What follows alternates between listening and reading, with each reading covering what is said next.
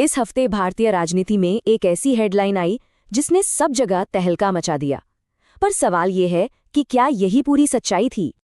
बात थी प्रधानमंत्री पर हमले की एक कथित धमकी की। जाहिर है ये एक ऐसा दावा था जिसने पूरे देश का ध्यान अपनी ओर खींच लिया। लेकिन क्या इसमें कोई दम था? आज हम जिस सोर्स को देख रहे हैं वो एक बहुत बड़ा सवाल खड़ा करता है। क्या ये पूरा हंगामा असल में सिर्फ एक ड्रामा था? क्या ये किसी बहुत बड़ी, बहुत अहम कहानी से ध्यान भटकाने की कोशिश थी? तो चलिए सबसे पहले ये देखते हैं कि ऑफिशियल कहानी क्या थी। मतलब हमें असल में क्या बताया गया। आइए इस कहानी के पन्ने पलटते हैं। हाउस के स्पीकर ने एक, कह सकते हैं, चौंकाने वाला ऐलान किया। उन्होंने कहा कि एक बहुत बड़ा, एक अभूतपूर्व खतरा था, और खतरा इतना सीरियस था कि उन्हें पार्लियामेंट को फौरन स्थगित करना पड़ा।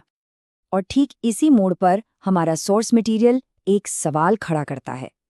क्या ये खतरा सच में था या फिर ये सब कैमरों के लिए रचा गया एक पॉलिटिकल थिएटर था? सोर्स का तर्क ये है कि इस पूरे ड्रामे के पीछे की वजह थी एक बहुत बड़ी चीज को छुपाना, और वो चीज थी अमेरिका के साथ एक सीक्रेट ट्रेड डील।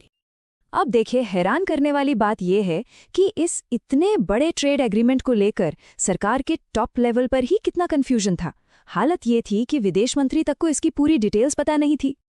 जब उनसे इस डील के बारे में पूछा गया तो विदेश मंत्री ने साफ कह दिया, ये कॉमर्स और इंडस्ट्री मिनिस्टर देख रहे हैं, मैं सीधे तौर पर नहीं।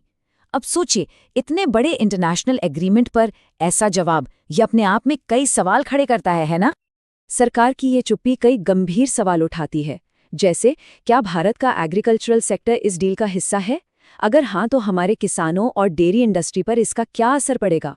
और सबसे बड़ी बात, इस एग्रीमेंट के डिटेल्स पर यह ऑफिशियल खामोशी क्यों है? और देखिए, इसकी कीमत बहुत बड़ी हो सकती है।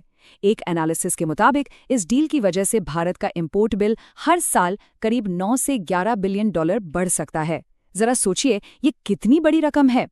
सोर्स यहाँ एक बहुत सीधी सी मिसाल देता है। वो कहता है कि देखिए, आप छिपते तभी हैं जब कुछ छिपाने लायक हो। अगर ये सच में कोई मास्टर स्ट्रोक होता तो सरकार तो ढोल नगाड़ों के साथ इसका जश्न मना रही होती, ना कि इसे ऐसे पर्दे के पीछे रखती। लेकिन कहानी सिर्फ इस ट्रेड डील की नहीं थी जिससे ध्यान भटकाने की कोशिश हो रही थी। उस वक्त न्यूज साइकिल में और भी कई पॉलिटिकल ड्रामे एक साथ चल रहे थे। एक और किस्सा देखिए। राहुल गांधी ने पार्टी बदलने वाले एक सांसद को कहा, हेलो मेरे गद्दार दोस्त। अब ये एक निजी टिप्पणी थी दो राजनेताओं के बीच, लेकिन इसे पेश कैसे किया गया कि ये पूरे सिख समुदाय का अपमान है। ये पॉलिटिकल स्पिन का एक क्लासिक केस था। सोर्स यहाँ एक काउंटर पॉइंट रखता है। वो एक तरह के दोहरे मापदंड की तरफ इशारा करता है और याद दिलाता है कि क्या प्रधानमंत्री मोदी की डॉक्टर मनमोहन सिंह पर की गई बाथरूम में रेनकोट वाली टिप्पणी भी पूरे समुदाय का अपमान नहीं थी? अच्छा, इसी दौरान संसद से दूर एक और बड़ी लड़ाई लड़ी जा रही थी, और ये लड़ाई हो रही थी सुप्रीम कोर्ट के अंदर। वहां तृणमूल कांग्रेस के चीफ ममता बनर्जी ने इलेक्शन कमीशन पर सीधा हमला बोल दिया। उन्होंने कोर्ट में कहा, चुनाव आयोग एक व्हाट्सएप कमीशन बन गया है। मतलब एक ऐसी संस्था जो बस व्हाट्सएप पर आए निर्देशों पर काम कर रही हो। जाहिर है ये एक बहुत बहुत तीखा आरोप था, और ये वाकई में एक अलग तरह की लड़ाई थी। एक सिटिंग चीफ मिनिस्टर खुद अपना केस लड़ने के लिए सुप्रीम कोर्ट में खड़ी थी। इस बात की तारीफ तो सरकार समर्थक कमेंटेटर्स ने भी की। सोर्स इसे एक सबक की तरह पेश करता है कि पॉलिटिकल लड़ाइयां मजबूत इरादे से कैसे लड़ी जा सकती हैं। तो संसद का ड्रामा, सीक्रेट ट्रेड डील, शब्दों की जंग और फिर सुप्रीम कोर्ट की लड़ाई, इन सब अलग अलग कहानियों का आखिर मतलब क्या है? जब आप इन सारे धागों को एक साथ जोड़कर देखते हैं तो एक साफ पैटर्न नजर आता है। केंद्रीय तर्क यही है कि सनसनीखेज और अक्सर पर्सनल पॉलिटिकल ड्रामा की एक पूरी सीरीज का इस्तेमाल किया जाता है। किस लिए?